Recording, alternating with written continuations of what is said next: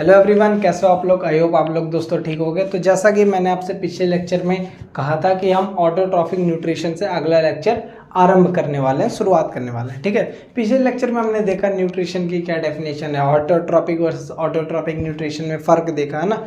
यही सब 2-3 चीज़ें हमने पढ़ी थी।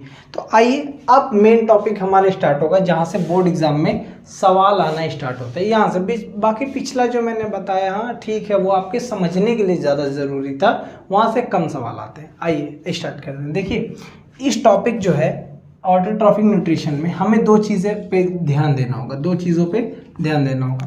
पहली चीज़ है दोस्तों फोटोसिंथेसिस। फोटोसिंथेसिस जो हम बचपन से पढ़ते हुए आ रहे हैं, आज फिर से इससे थोड़ा सा डिटेल में, जो हमने पढ़ा है आज तक, उससे थोड़ा सा डिटेल में हम पढ़ेंगे। ओके, ठीक है। दूसरा क्या है दोस्तों, स्ट्रक्चर रिलेटेड टू फोटोसिंथेसिस। हम क्या पढ़ेंगे, स्ट्रक्चर रिलेटेड टू फोटोसिंथेसिस। मतलब जैसे फोटोसिंथेसिस कहाँ पे होती है, लीफ में होती है, तो वहाँ का स्ट्रक्चर पढ़ेंगे। लीफ पे कुछ चीज़ें प्रेजेंट रहती हैं, छोटे छोटे होल्स रहते हैं, जिनको हम क्या बोलते हैं दोस्तों, स्टोमेटा बोलते हैं। उसके बारे में हम थोड़ा थोड़ा पढ़ेंगे। तो स्ट्रक्चर रिलेटेड टू फोटोसिंथेसिस, ठीक है। अब दोनों में से हम क्या स्टार्ट कर सकते हैं, फोटोसिंथेसिस स्टार्ट करें या फिर structure related to photosynthesis. I think we should follow NCERT में पहले ये है, तो हम यही स्टार्ट करते हैं पहले। ओके, ठीक है। देखिए दोस्तों, आइए आरंभ करते हैं भैया फोटोसिंथेसिस का। ये बड़ा ही इम्पॉर्टेंट चीज़ है दोस्तों आपके लिए, और आपको यस याद रहनी चाहिए। चिंता मत करिए, बस मैं हूँ, बस चिंता मत करो आप लोग। ओके, चलिए। ओ माय गॉड, ठीक है। फोटोसिंथेसिस, ये दोस्तों हम बचपन से ही हम क्या करते आ रहे हैं, इसका डेफिनेशन पढ़ते हुए आ रहे हैं। आइए थोड़ा सा देखते हैं क्या होता है। फोटो मतलब होता है दोस्तों सनलाइट। फोटो मतलब बायोलॉजी में होता है सनलाइट। सैया खींच मेरी फोटो, वो वाला है। इट इज़ रियल लाइफ, जहाँ पे आपका सैया या फिर all this thing husband wife होते हैं, वो रियल लाइफ में होता है। बट बायोलॉजिकल टर्म में फोटोसिंथेसिस का मतलब सनलाइट। सिंथेसिस मतलब बनाना, प्रोड्यूस करना, कुछ भी बनाना, ये आपको पता ही होगा। तो जब प्लांट सनलाइट के मदद से कार्बोहाइड्रेट या फिर अपना खाना, फूड कहना उचित होगा अभी के लिए, जब सनलाइट की मदद से फूड को प्रोड्यूस करता है मेरे दोस्तों, तो हम उसी प्रोसेस को क्या बोलते हैं, फोटोसिंथेसिस बोलते हैं। ठीक है, ये बात हमें क्लियर हो गई। ठीक है भैया, इसकी डेफिनेशन क्या है दोस्तों, इसकी डेफिनेशन सिंपल सी है यार, है ना। Process in which plant use CO2 and H2O to produce carbohydrate, ठीक है, या फिर जिसको ग्लूकोज या फिर फूड भी बोल सकते हैं हम। ठीक है, इन प्रेजेंस ऑफ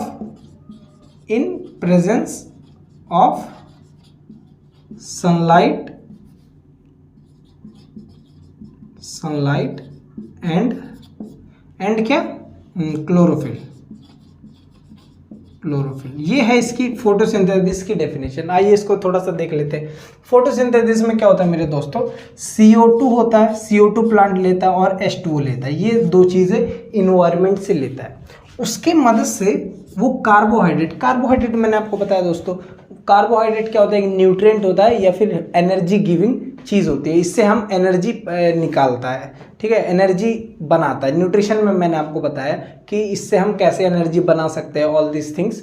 ठीक है, तो उससे वो क्या बनाता है, कार्बोहाइड्रेट। और कार्बोहाइड्रेट में भी कौन सा, कार्बोहाइड्रेट कई प्रकार के होते हैं दोस्तों, तो उसमें से जो सबसे सिंपल वाला होता है वही बनाता है, जिसको हम बोलते हैं ग्लूकोज। ठीक है, तो प्लांट CO2 लेता है, H2O लेता है इन्वायरमेंट से, उसको सनलाइट और क्लोरोफिल के प्रेजेंस में क्या करता है, सनलाइट और क्लोरोफिल के प्रेजेंस में उसको किस में क्या बनाता है, उससे C6H12O6, जिसको हम बोलते हैं ग्लूकोज। ठीक है, और इसी प्रोसेस के दौरान 2 बाई प्रोडक्ट या ध्यान रखिए, बाई प्रोडक्ट, ठीक है, बाई प्रोडक्ट, 2 बाई प्रोडक्ट भी रिलीज होते हैं, जिसको हम बोलते हैं ऑक्सीजन और H2O। अब दोस्तों बाई प्रोडक्ट का मतलब आप समझिए, एक होता है दोस्तों, ये सवाल आ जाता है, एक्चुअली में ये सवाल आ जाता है, इसी टर्म पे आ जाता है कि by product produce in photosynthesis. अब कहता है लड़का by product, yes product produce in photosynthesis, yes वो ग्लूकोज। बाई तुम्हारी चच्ची पढ़ेंगी। अब मतलब अब आप अपने ऊपर ले रहे हैं दोस्तों, मैं वो जो गलत करा है मैं उसकी बात कर रहा हूँ, ये बाई पढ़ता ही नहीं है। और तो वो और प्रोडक्ट के नाम पे C6H12O6 लिखा आएगा, ग्लूकोज पे टिक कराएगा, तो गलत हो जाता है। देखिए समझिए, देखिए प्रोडक्ट क्या होता है, जो एक देखिए प्रोसेस में जब भी कोई रिएक्शन होती है तो एक हमारा डिज़ायर्ड प्रोडक्ट होता है जो हमें चाहिए होता है। तो फोटोसिंथेसिस में डिज़ायर्ड प्रोडक्ट हमारा क्या होगा, या फिर हम सिर्फ प्रोडक्ट बोले तो क्या होगा, ग्लूकोज, ठीक है। बट ये जो किसी भी रिएक्शन में ना क्या होता है कि एक प्रोडक्ट तो निकलता ही है, और कभी कभार जो होता है वो कुछ undesired product, yes undesired product या फिर वेस्ट मटेरियल भी बनता है। क्या, अनडिजायर्ड प्रोडक्ट जिसकी नीड नहीं थी। जैसे प्लांट ये फोटोसिंथेसिस किस लिए कर रहा है, इसके लिए कर रहा है, इस कार्बोहाइड्रेट इस ग्लूकोज के लिए कर रहा है, बट उसी के साथ साथ कुछ चीज़ें भी और बन जाती है जैसे ऑक्सीजन और H2O। तो वो प्लांट के लिए इस रिएक्शन में ये दोनों चीज़ अनडिजायर्ड प्रोडक्ट है, या फिर मैं इसे बोल सकता हूँ वेस्ट प्रोडक्ट है ना, ठीक है। अब इसी वेस्ट प्रोडक्ट को मेरे दोस्तों क्या कह दिया जाता है, बाई प्रोडक्ट, ठीक है। ये प्लांट ये इस रिएक्शन में ये सब बाई प्रोडक्ट है। ओके, समझ में आ गई बात आपको भैया, ठीक है, समझ में आ गई। ये ऑल्दो ये हमारे लिए बहुत यूजफुल है, बट इस रिएक्शन में ये सब वेस्ट प्रोडक्ट है। समझ में आ गई बात आपको, अच्छा ठीक है। इस ये वाला आप गलत मत करके आइएगा भैया। हाँ, आगे बढ़ते हैं हम लोग, है ना। तो हमने यही तो रिएक्शन है वो, ये तो आपको मतलब समझ में आ गया। Process in which plant use CO2 and H2O to produce carbohydrate in the presence of sunlight and chlorophyll. Chlorophyll क्या होता है, क्लोरोफिल आपको पता ही है, एक ग्रीन प्रकार का पिगमेंट है, एक ग्रीन पिगमेंट है जो कि लीफ के अंदर पाया जाता है, जो कि हम जब पढ़ेंगे स्ट्रक्चर रिलेटेड टू फोटोसिंथेसिस तब उसमें ज़्यादा डिटेल में क्लोरोफिल की बात करेंगे। अच्छा ठीक है, ये बात हो गया, अभी ख़त्म नहीं हुआ है। एक्चुअली में क्या है, अब हम आ गए हैं क्लास 10th के अंदर। किसके अंदर आ गए भैया, क्लास 10th के अंदर। अच्छा, तो अब हमें ना सब कुछ बैलेंस्ड इक्वेशन लिखनी पड़ती है। क्या लिखना पड़ता है दोस्तों, बैलेंस इक्वेशन। बैलेंसिंग सीखी ना आपने क्लास इसी 10th में पहले चैप्टर में जो है बैलेंसिंग सिखाई गई है। तो अब हम इसे ऐसे कोई भी रिएक्शन नहीं लिख सकते, उसका बैलेंस फॉर्म हमें लिखना होगा, ठीक है। तो इसका बैलेंस इक्वेशन यहाँ 6 लगाइए, यहाँ 12 लगाइए, यहाँ 1 लगाइए, या फिर 1 को नहीं लिखा जाता, आपको पता ही होगा। यहाँ 6 लगाइए, 6 लगाइए, ठीक है। ये हो गया भैया हमारा बैलेंस इक्वेशन। भैया मैं बायोलॉजी बताता हूँ आपको, मैं इसको बैलेंस करके आपको नहीं बता सकता, ठीक है। ये मेरा काम नहीं, ये आपका केमिस्ट्री के टीचर से आपका काम है, उनसे जाकर सीखिए, ठीक है। तो ये 6 CO2 12 H2O और 1 C6H12O6 6 O2 और 6 H2O। ये आप एज इट इज़, आपको बैलेंसिंग आता है तो वाह भाई वाह, वरना आप ऐसे इसको रट लीजिएगा। ये अब क्या करें, आपको अगर नहीं आता तो आप सीखिए जाके, और क्या ही कर सकते हैं, ठीक है। ये हो गई भैया फोटोसिंथेसिस की रिएक्शन। जब भी आपको कभी 5 नंबर पे जैसे आता है ना स्टेप्स ऑफ फोटोसिंथेसिस, हम इसी के बाद पढ़ेंगे, तो वो जब आएगा 3 से 5 नंबर में, तो आप अगर उस स्टेप्स के साथ ये रिएक्शन लिख देते हैं तो आपको फुल मार्क्स मिलने के चांसेस बहुत ज़्यादा बढ़ जाते हैं। तो ये इंपॉर्टेंट रिएक्शन है मेरे दोस्तों, और इसको आप लोग याद करे रहिएगा, ठीक है। याद आ गई बात आपको, मतलब समझ में आ गई बात आपको। चलिए अब मेन टॉपिक है जो, ये सब तो आसान बात है, बच्चों वाली चीज़ है ये दोस्तों ये सब। अब जो है स्टेप्स ऑफ फोटोसिंथेसिस, जो कि असली चीज़ है, असली चीज़ समझने वाली है, जिसपे बहुत सारे क्वेश्चंस भी बनते हैं, बड़ा इंपॉर्टेंट टॉपिक है दोस्तों वो हमारे लिए, उसकी हम बात करने वाले हैं आगे, ठीक है। अच्छा आइए, steps of photosynthesis, next topic हमारा स्टार्ट करते हैं। आइए मैं हेडिंग डालता हूँ स्टेप्स ऑफ फोटोसिंथेसिस की।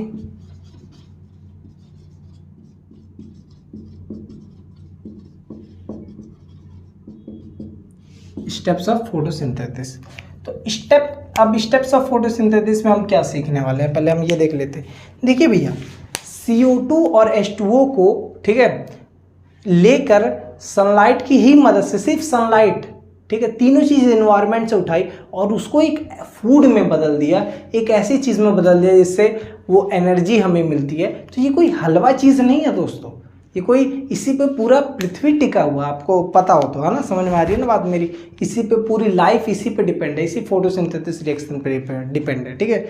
तो हम ये देखने वाले हैं कि कैसे CO2 और H2O को यूज करके ग्लूकोज में बदल दिया जाता है, कार्बोहाइड्रेट में बदल दिया जाता है, ठीक है, ठीक है। ये बात आपको समझ में आ रही है। तो हम उसका स्टेप्स देखने वाले हैं, ओके, ठीक है भाई। आइए आइए देखते हैं दोस्तों। अब देखिए पहला स्टेप में क्या होता है कि absorption of light energy by chlorophyll, ये है हमारा दोस्तों पहला स्टेप, ठीक है। ये इसका मतलब आप लगभग समझ गए होंगे, ठीक है। जैसे मान लीजिए ये प्लांट की लीफ है, ठीक है, ये लीफ है प्लांट की, ठीक है। इसमें क्या रहता है भैया, क्लोरोफिल रहता है, ठीक है। क्लोरोफिल ये सब मान लीजिए हरा हरा क्लोरोफिल रहेगा, ठीक है। तो जब इस पे सनलाइट पड़ती है दोस्तों, सनलाइट ये पड़ती है तो क्या होता है, जो इसमें क्लोरोफिल रहता है मेरे दोस्तों, क्लोरोफिल, तो उसी ये सनलाइट को क्या कर लेता है, एब्जॉर्ब कर लेता है। क्या कर लेता है, एब्जॉर्ब कर लेता है। ये वाला तो सबसे सिंपल स्टेप आपको आई होप समझ में आ गया होगा। तो इसको हम छोड़ते हैं, हम आगे बढ़ रहे हैं दूसरे स्टेप पे, ठीक है। ये बात आपको समझ में आ गई, क्योंकि इसके पास एक ऐसे इसके पास ताकत रहती है सनलाइट को कैप्चर करने की, ठीक है, इसी वजह से ये कैप्चर कर लेता है। आइए दूसरी बात, हम दूसरे नंबर पे जाते हैं। देखिए दूसरा नंबर क्या है कि conversion of light energy into chemical energy मेरे दोस्तों, into chemical energy and splitting of H2O या फिर water into hydrogen and oxygen, ठीक है, ऑक्सीजन। ये शॉर्ट फॉर्म में लिख दिया टाइम अपना बचाने के लिए। अब ये वाला स्टेप दोस्तों देखते हैं, थोड़ा सा इंपॉर्टेंट है, थोड़ा सा समझने वाला स्टेप है। देखिए क्या कह रहा है कि कन्वर्जन मतलब कन्वर्ट हो रही है कोई चीज़, क्या चीज़ कन्वर्ट हो रही है, लाइट एनर्जी का मतलब आप समझिए, सनलाइट को ही ना दोस्तों लाइट एनर्जी बोल दिया जाता है। तो यहाँ लाइट एनर्जी से क्या मतलब हुआ हमारा, सनलाइट, ठीक है, इनटू केमिकल एनर्जी। तो सनलाइट को केमिकल एनर्जी में कन्वर्ट किया जा रहा है। अब दोस्तों यहाँ समझने वाली चीज़ क्या है, केमिकल एनर्जी क्या होती है।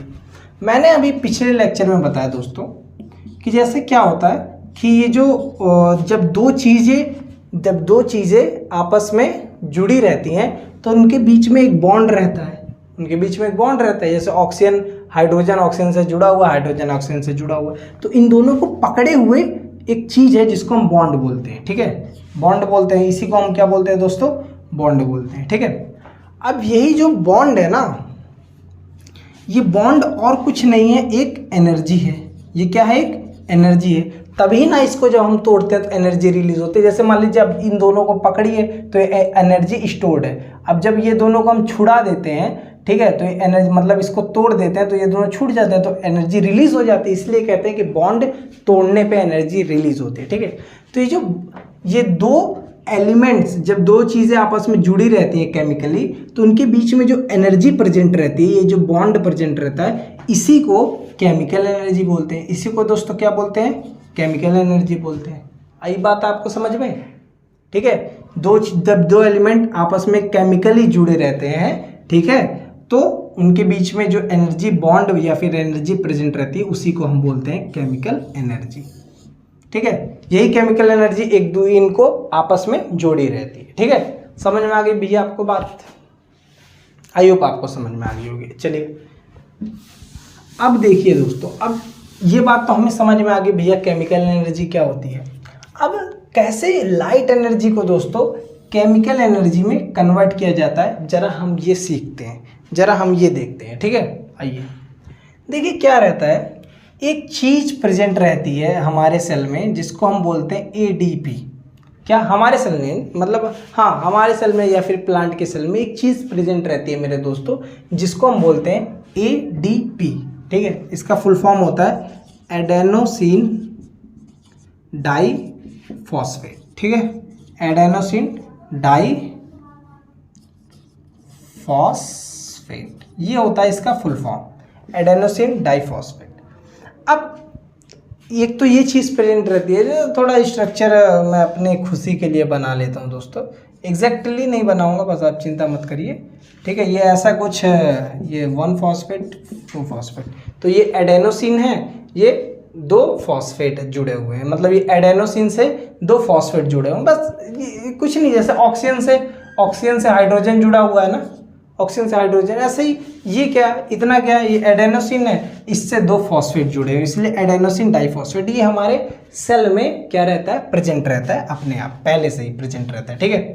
और एक तो ये तो, और क्या रहता है, और कुछ खुले फॉस्फेट रहते हैं, और कुछ खुले फॉस्फेट रहते हैं, मतलब एक तो ये तो दोनों इससे अटैच है, और फॉस्फेट के, और जो है फॉस्फेट के एलिमेंट्स ऐसे ही खुले ही रहते हैं, ऐसे साइटोप्लाज्म में तैरते रहते हैं, ठीक है, समझ में आ गई बात।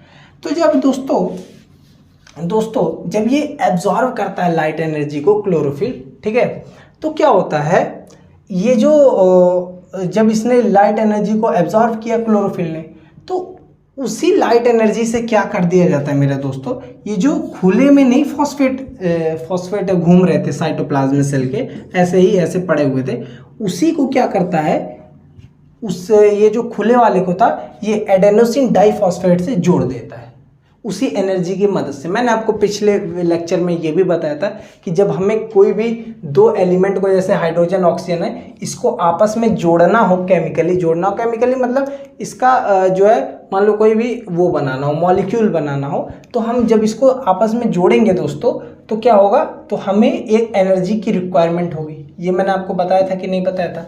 तो यस, तो ये जब ये इस फॉस्फेट को, इस फॉस्फेट एडेनोसिन डाइफॉस्फेट को, ये जो सिंगल फॉस्फेट पड़ा था, इससे जब जोड़ता है दोस्तों, तो एनर्जी की रिक्वायरमेंट होती है। तो एनर्जी कहाँ से लाता है, यही जो एब्जॉर्ब कर दी, इसी एनर्जी से ये वाली एनर्जी ले आता है, तो ये जुड़ जाता है मेरे दोस्तों, है ना, ठीक है।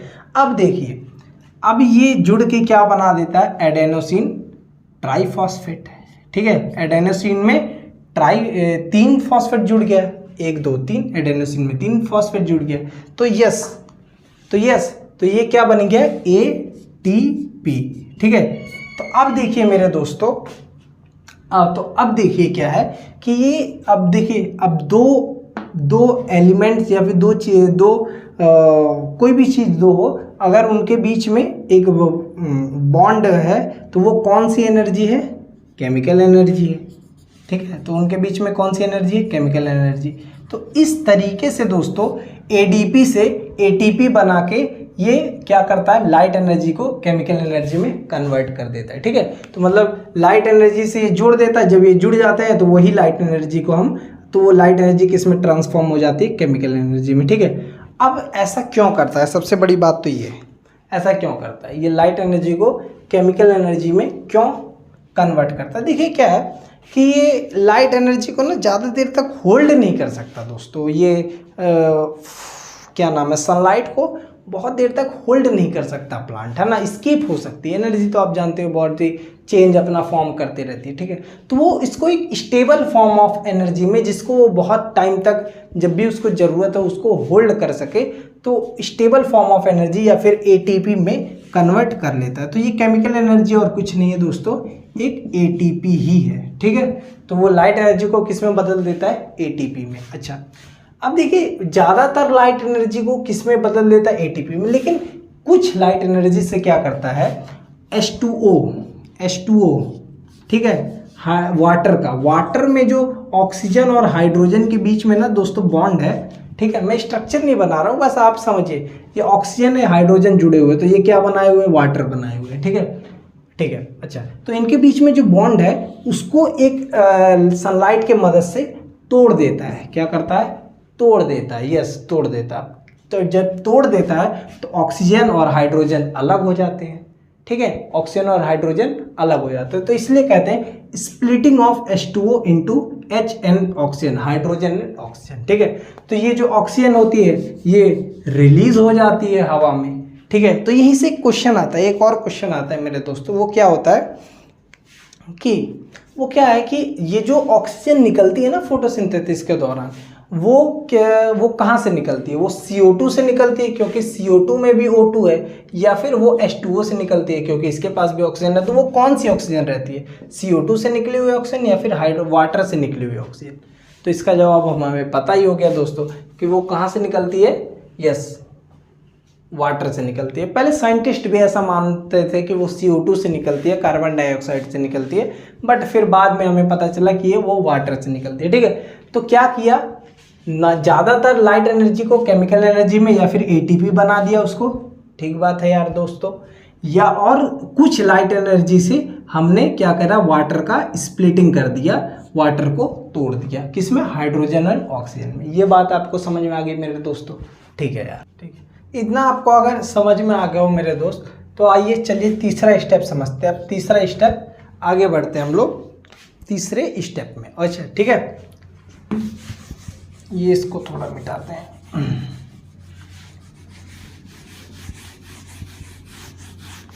ये सब आपको समझ में आया ना, एडेनोसिन डाइफॉस्फेट, ट्राइफॉस्फेट। ठीक है, ये सब रेस्पिरेशन में या फिर मैं बताता यहाँ पे बताना ज़रूरी था। एक बार फिर से मैं रेस्पिरेशन में ज़रूर आपको बता दूंगा, क्योंकि यहाँ पे भी बताना ज़रूरी था। इस स्टेटमेंट का, इस लाइन का मतलब समझने के लिए ज़रूरी था। चलिए ठीक है, ओके, आगे बढ़ते हम लोग। तीसरा स्टेप क्या है दोस्तों?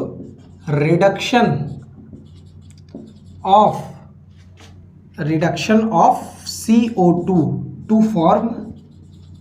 Form carbohydrate. और यहाँ पे कौन से कार्बोहाइड्रेट की बात हो रही है? अब तो हमें पता ही चल गया होगा, ग्लूकोज या फिर C6H12O6। दोनों चीज़ हम लिख सकते हैं। ओके ठीक है, आइए आइए देखते हैं ये जो तीसरा स्टेप है, इसका मतलब क्या हुआ। रिडक्शन क्या होता है दोस्तों? रिडक्शन अकॉर्डिंग टू क्लास, मतलब ये पहला जो चैप्टर में हमारे ऑक्सीडेशन रिडक्शन, ये केमिस्ट्री का पहले चैप्टर में बताया गया कि जब भी किसी चीज़ या फिर किसी, जैसे CO2 है, CO2 एक मॉलिक्यूल है, जब भी किसी चीज़ में हाइड्रोजन प्लस किया जाएगा या तो ऑक्सीजन को उसमें से निकाल लेंगे। जैसे मान लो या तो CO2 में H प्लस कर दूंगा मैं, हाइड्रोजन के एटम्स में इसमें जोड़ दूंगा, तब रिडक्शन कहूँगा, या फिर इसमें से O2 जो छीन लूँगा तो या फिर ऑक्सीजन को माइनस कर दूंगा, तब मैं रिडक्शन कहूँगा। ठीक है, तो इसमें तीसरे स्टेप में क्या होता है कि इसमें जो है दोस्तों H ऐड होता है। क्या होता है? H ऐड होता है। वो एक्चुअली कैमरा बंद हो गया था तो मैं भी फिर से कर रहा हूँ। इतनी देर से मैंने बोला सब कुछ बर्बाद हो गया। चलिए मैंने दोबारा वो चीज़ें लिख दी है जहाँ पे बंद हुआ था। ठीक है, चलिए आइए स्टार्ट करते हैं। देखिए इस CO2 में मैंने क्या बताया कि अगर हम किसी चीज़ में, अभी इसको ऑक्सीजन वाला कॉन्सेप्ट हटाते हैं, क्योंकि यहाँ पे उसकी ज़रूरत नहीं है। वो आप केमिस्ट्री में पढ़िएगा, रिडक्शन ऑक्सीडेशन। अभी मैं आपको बताता हूँ।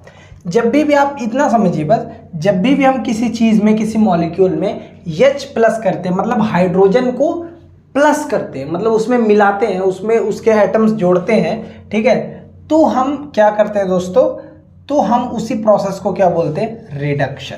ठीक है, क्या बोलते हैं दोस्तों?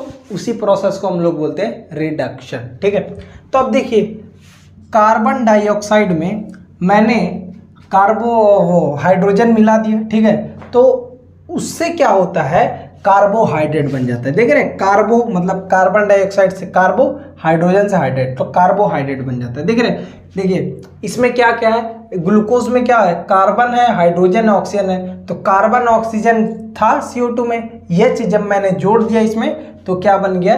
कार्बोहाइड्रेट बन गया, जिसको हम ग्लूकोज भी बोल सकते हैं। ठीक है, तो ये हो गया। तो इस तरीके से जो है दोस्तों क्या होता है? तो क्या होता है बताइए? इस तरीके से ग्लूकोज बनता है। अच्छा, अब ये जो भैया ATP बनी थी, ये कहाँ, ये किसके लिए थी? इसका क्या काम था भैया? ये तो क्वेश्चन है। Yes, it is a question. तो भैया मैंने आपको क्या बताया था, जब भी बॉन्ड जोड़ना होता है एनर्जी की रिक्वायरमेंट होती है। एनर्जी कहाँ से आएगी? यस, यही ATP से आएगी, ATP से। ठीक है, तो जो इसमें 3 फॉस्फेट जुड़े हुए थे, तो ये आखिरी वाले फॉस्फेट को ब्रेक कर देते हैं, इसको अलग फिर से जैसे सिंगल कर देते हैं। ठीक है, तो फिर सिंगल करने से क्या होता है? क्या होता है, ये वाली जो बॉन्ड में एनर्जी स्टोर थी वो रिलीज हो जाती है। उसी रिलीज एनर्जी से क्या करते हैं, CO2 में H को हाइड्रोजन को प्लस कर देते हैं, मतलब उसका रिडक्शन कर देते हैं। जब ऐसा करते हैं तो क्या बनता है मेरे दोस्तों, कार्बोहाइड्रेट बनता है। क्या बनता है, कार्बोहाइड्रेट, जिसको बोलते हैं ग्लूकोज। ठीक है, ये बात आपको समझ में आ गई कि नहीं आ गई, बताइए। ठीक है, बताइए ये बात आपको समझ में आ गई कि नहीं आ गई, बोलिए मुझे। ये तीनों एक एक लाइन, एक एक वर्ड फोटोसिंथेसिस के स्टेप्स का क्लियर हुआ कि नहीं? अगर हुआ तो बस यही मेरा मकसद था, इसीलिए मैंने आपको थोड़ा इलेबोरेट, थोड़ा डिटेल में बताया। ठीक है, आइए अब इसके बाद NCERT क्या कहती है मेरे दोस्तों, वो समझते हैं जरा। ठीक है, ये हमने समझ लिया, ठीक है भैया, बहुत अच्छी बात है, हमने समझ लिया। आइए अब इसके बाद क्या कहते हैं NCERT कि ये जो तीनों स्टेप है ना, जरूरी नहीं कि एक के बाद एक के बाद एक के बाद तुरंत होते जाए। जैसे ऐसा नहीं है कि शादी करने के बाद आप तुरंत ही बच्चे कर लो, यस, नहीं करना चाहिए। जब आपका मन हो, रिप्रोडक्शन वाले चैप्टर में बताया भी है, जब आपका मन हो तभी कंसीव बेबी को करना चाहिए। तो ये नहीं कि तुरंत इसके बाद शादी कर ली बच्चे करो तुरंत, यस, बिल्कुल टाइम नहीं है, नहीं। पहला स्टेप करो, दूसरा स्टेप आराम से, कोई दिक्कत वाली बात नहीं, इमीडिएटली मत करो। ठीक है, आप कर सकते हो चाहे जब आपका मन हो। जैसे कि फॉर एग्जांपल हम जो है फॉर एग्जांपल उसने दिया है डेजर्ट प्लांट का एग्जांपल देते हुए NCERT ने समझाया हुआ है। ठीक है, आइए देखते हैं क्या कहती है NCERT। सॉरी दोस्तों, डेजर्ट NCERT क्या कहती है दोस्तों कि जो डेजर्ट प्लांट होते हैं ना, ओके, ये जो है CO2 को रात में ले लेते हैं। CO2 को कब ले लेते हैं दोस्तों, रात में ले लेते हैं, और जब दिन होता है तब जाके एनर्जी को एब्जॉर्ब करते हैं, फिर उससे क्या करते हैं, CO2 का रिडक्शन करते हैं। तो CO2 को कब लेते हैं, रात में ही, और रिडक्शन कब करते हैं, दिन में। तो देख रहे हो कितना रात दिन का गैप हो गया, पूरे रात का गैप हो गया। तो इसलिए इमीडिएटली जरूरी नहीं है। आइए अब हम समझते हैं कि भैया ये रात को क्यों लेते हैं। ये तो क्वेश्चन है भैया, जो हम ये सब हमारे जो प्लांट है चारों ओर, जो कि हाँ नॉर्मल एरिया में रहते हैं, तो वो सब दिन में ही लेते हैं। अब ये रात में क्यों लेना भैया, स्पेशल केस है, ये तो समझना पड़ेगा हमें। देखिए क्या है दोस्तों कि डेजर्ट प्लांट जो होते हैं ना, डेजर्ट में क्या होता है एक्चुअली में, डेजर्ट में जो होता है भैया बहुत तगड़ी धूप होती है दिन भर में, दिन भर क्या रहती है, बहुत तगड़ी धूप। ठीक है, तो जब धूप रहती है तो अगर जब ये CO2 लेता है तो आपको पता होना चाहिए लीफ में रहता है स्टोमेटा, और लीफ जैसे मान लीजिए ये लीफ है, ये मेरे पास है, हाँ ये लीफ है। लीफ के अंदर जो है, लीफ के अंदर छोटे छोटे पोर्स रहते हैं, छोटे छोटे छेद रहते हैं, जैसे हमारी स्किन है ना। अब ये इसी स्किन के अंदर मेरे छोटे छोटे पोर्स हैं, छेद है जिससे पसीना आता है। तो ऐसे ही इसके अंदर भी दोस्तों छोटे छोटे क्या है, छेद है जो पसीना आने के लिए, सॉरी पसीना मैं कह रहा हूँ, छोटे छोटे छेद है जिससे एयर से, ऑक्सीजन से CO2 लीफ के अंदर जाता है, फिर वो वहाँ पे सब कुछ एकांड होता है, ये जो तीनों स्टेप है। ठीक है, तो अगर वो पोर लेकिन जब खोलता है ना, तो अगर बहुत तेज धूप रहेगी तो जो प्लांट के अंदर वाटर है वो भी वाटर वेपर की फॉर्म में, वाटर हाई टेम्परेचर रहेगा तो वो वाटर वेपर की फॉर्म में बदल जाएगा, और उसी पोर से जहाँ से CO2 आ रहा है उसी पोर से इन्वायरमेंट में चल जाएगा। अब मुझे बताइए दोस्तों, एक तो डेजर्ट है, बारिश वारिश होती नहीं है, पानी की किल्लत है, ऊपर से अगर हाई अमाउंट में वाटर जो है भैया वाटर वेपर की फॉर्म में कन्वर्ट होकर बाहर निकल जाएगा तो प्लांट तो सूख जाएगा। ठीक है, तो CO2 करने का क्या फ़ायदा जब वो, सॉरी फोटोसिंथेसिस करने का क्या फ़ायदा जब वो जिंदा ही नहीं रह पाएगा। तो इसी वजह से दोस्तों डेजर्ट प्लांट दिन में CO2 नहीं लेते, दिन में अपना स्टोमेटा नहीं खोलते। ठीक है, स्टोमेटा हम आगे और डिटेल में पढ़ेंगे, बस आप इतना समझिए। ठीक है, अच्छा तब वो क्या करते हैं, वो नाइट में लेते हैं। नाइट में आपको पता ही है दोस्तों कि बहुत कूल मौसम रहता है, कहाँ पे डेजर्ट में, जहाँ ये हमारे जहाँ नाइट में जितना टेम्परेचर है तो उससे बहुत ज़्यादा कूल रहता है वहाँ पे डेजर्ट में। ठीक है, तो वहाँ पे जब ये नाइट में आराम से स्टोमेटा खोलते हैं, पूरा CO2 को लेते हैं और उसका एक इंटरमीडिएट बना देते हैं। ये NCERT में लिखा हुआ है। अभी मैं इसको समझाऊंगा इंटरमीडिएट क्या होता है। इंटरमीडिएट क्या होता है दोस्तों, मैं इसको अभी समझाऊंगा, बस आप समझिए। तो इसका एक इंटरमीडिएट बना देते हैं, और फिर क्योंकि रात में उतना टेम्परेचर नहीं होता है कि वाटर वेपर के फॉर्म में कन्वर्ट हो, तो वो क्या नाम है, उड़ता नहीं है, वो वाटर अपनी जगह रहता है, प्लांट के सेल के अंदर ही रहता है, ठीक है। तो इसी वजह से ये लोग कहाँ पे लेते हैं, रात में, कहाँ पे, रात में ये सब काम करते हैं, जो भी इनका यस लेन देन का क्रिया है, ये CO2 को अंदर बाहर करने का, ठीक है। समझ में आ गई बात? अच्छा ठीक है भैया। अब देखिए मेरे दोस्त,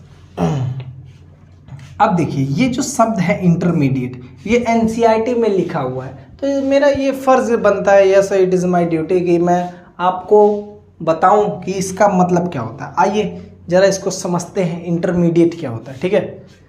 अब जरा मैं ऊपर वाला चीज़ें सब इरेज करता हूँ इसको समझने के लिए, ये चीज़ें लिखे रहने देता हूँ, ऊपर वाली चीज़ें इरेज कर दो। ये आई होप आपको समझ में आ गया होगा। बहुत याद कर लीजिएगा, ये स्टेप्स बहुत ज़्यादा ज़रूरी हैं, इनसे बहुत अच्छे अच्छे क्वेश्चन आते हैं, मतलब इनसे ही क्वेश्चन आते हैं आपको, ठीक है। आखिरी में मैं आपको एक निमोनिक्स भी बताऊंगा दोस्तों, इस स्टेप्स को याद करने के लिए। कभी 5 नंबर में आ गया, 3 नंबर में आ गया, तो आपको याद ही नहीं आ रहा है कि भैया क्या था स्टेप, तो निमोनिक्स भी बताऊंगा, मैंने खुद बनाया है, तो आपको पसंद आए तो बताइएगा, मैं आखिरी में बताऊंगा, इसके बाद जस्ट बताता हूँ, ठीक है। आइए देखिए दोस्तों, मान लीजिए मैं इसको एक एग्जांपल से करते हैं। जैसे देखिए, जब शादी होती है, यस शादी होती है, तो 2 टाइप की होती है। एक लव मैरिज होती है, जिसमें लड़का पहले से ही लड़की को जानता है और वो अपना मिलन जुलन यस शादी कर लेते हैं, ठीक है, ओके।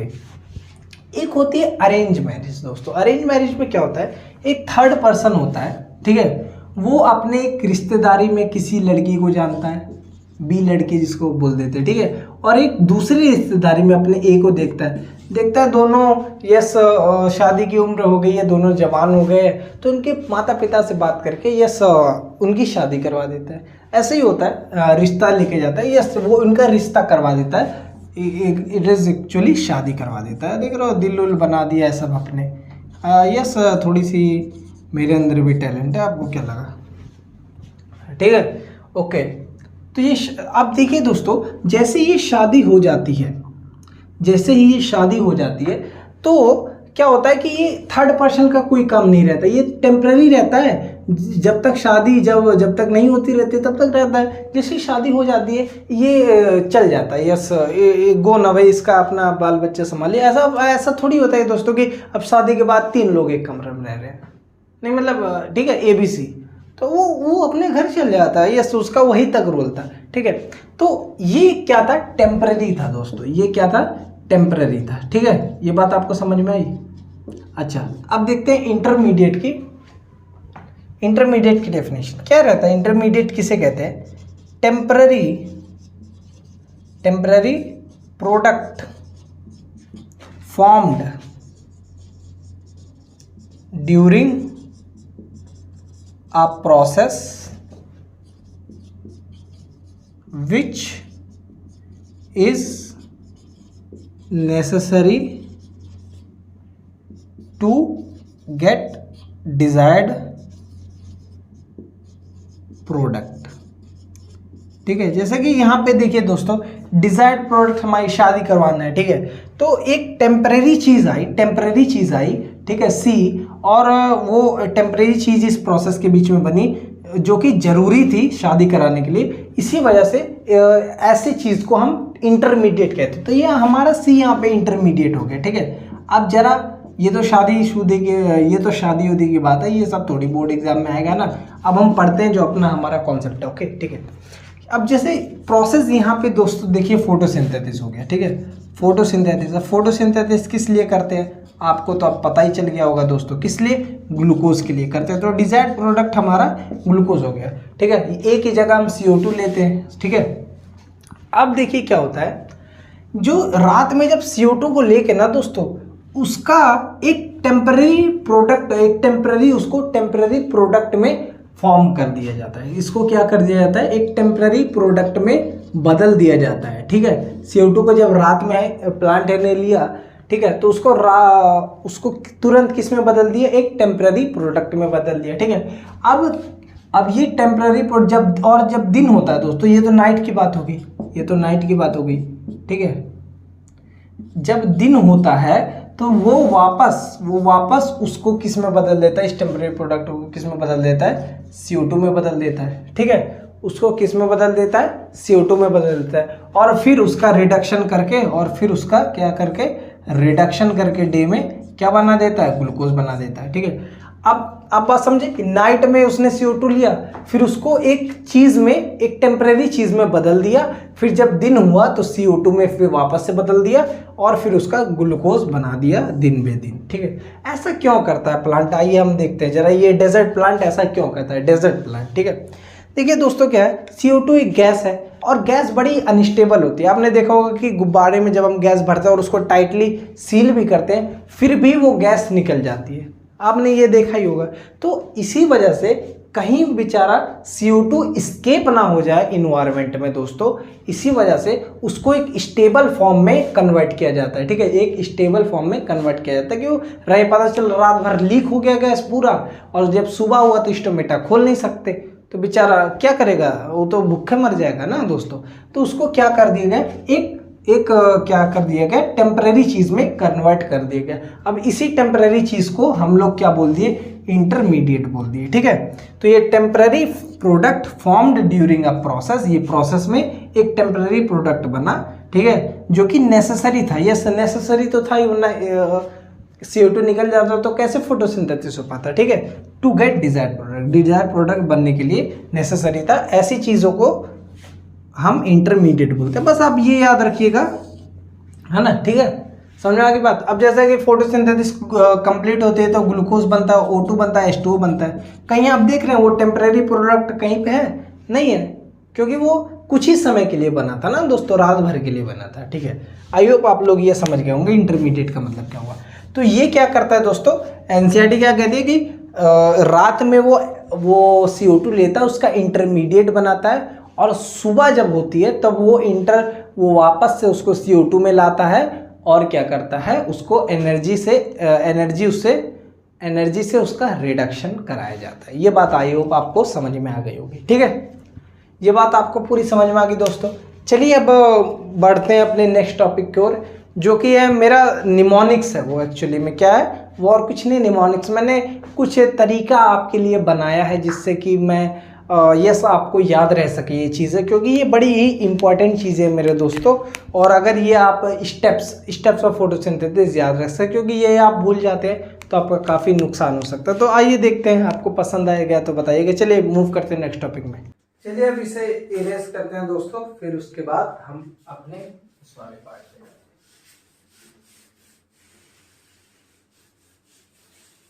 ठीक है, अब फोटोसिंथेसिस तो हमारा कंप्लीट हो गया दोस्तों।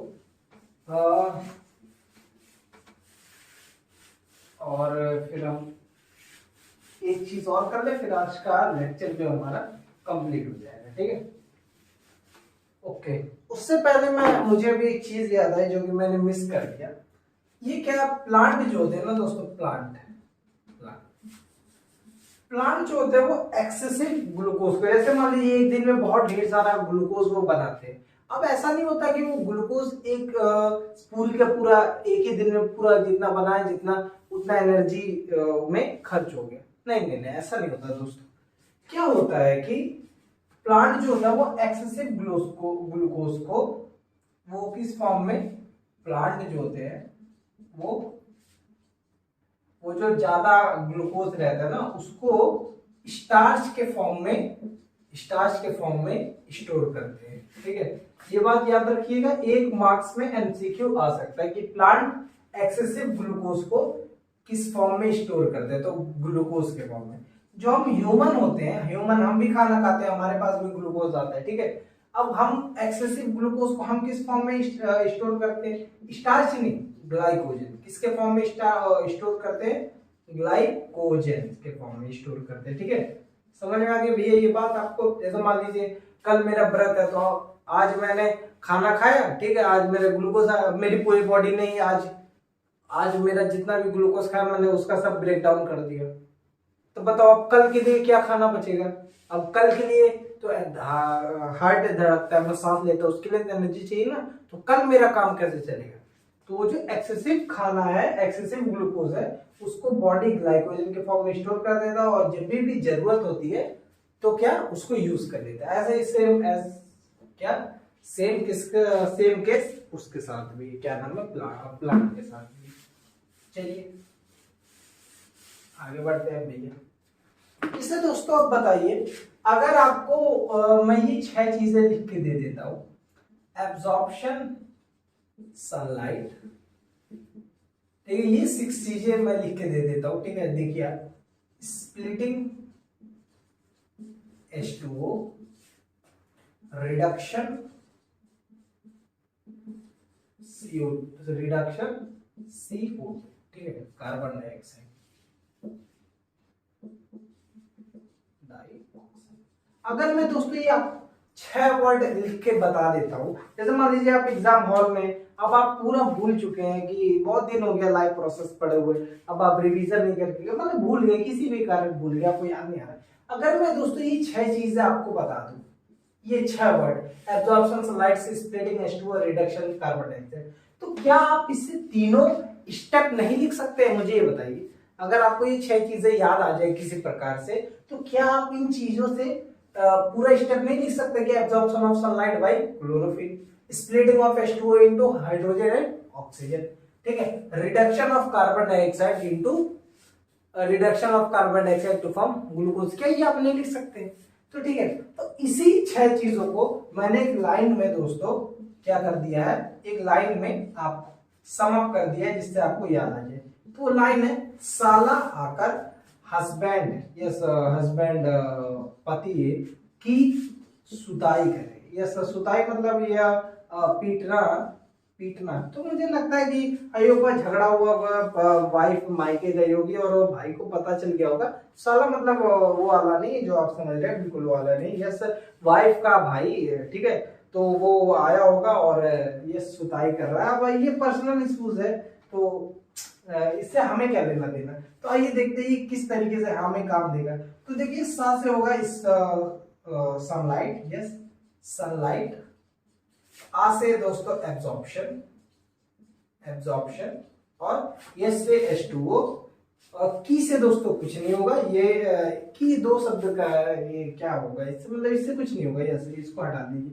सो सा से स्प्लिटिंग, और का से दोस्तों कार्बन डाइऑक्साइड, ठीक है, और रे से दोस्तों क्या होगा, रिडक्शन, रे से क्या होगा, रिडक्शन। तो ये 6 चीजें यहाँ पे आ गई, साला आकर हस्बैंड की सुताई करे, सनलाइट एब्जॉर्प्शन, और ये गिर गया, sunlight absorption, H2O splitting, carbon dioxide, इसको मैं पूरा ही लिख देता हूँ, कार्बन डाइऑक्साइड। अगर आपको जैसे ये चीजें आप भूल गए हो, जब आपको एक भी नंबर मिलने की उम्मीद नहीं है दोस्तों, तो ये स्टेटमेंट क्या पता आपके जहन में बैठी हुई हो और आप इससे 5 नहीं तो एटलीस्ट 3, और वो अगर आप फॉर्मूला भी लिख देते हैं तो 3.5 से 4 नंबर आप पा सकते हैं, ठीक है।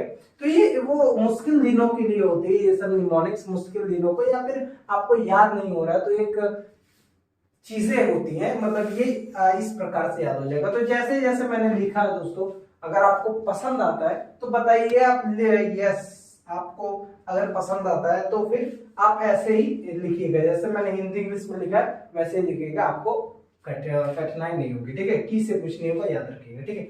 चलिए दोस्तों, आज का फोटोसिंथेसिस भैया खत्म हो गया। जो मैंने आपको बताया एक बार फिर से मैं बता देता हूँ क्या क्या इंपॉर्टेंट है।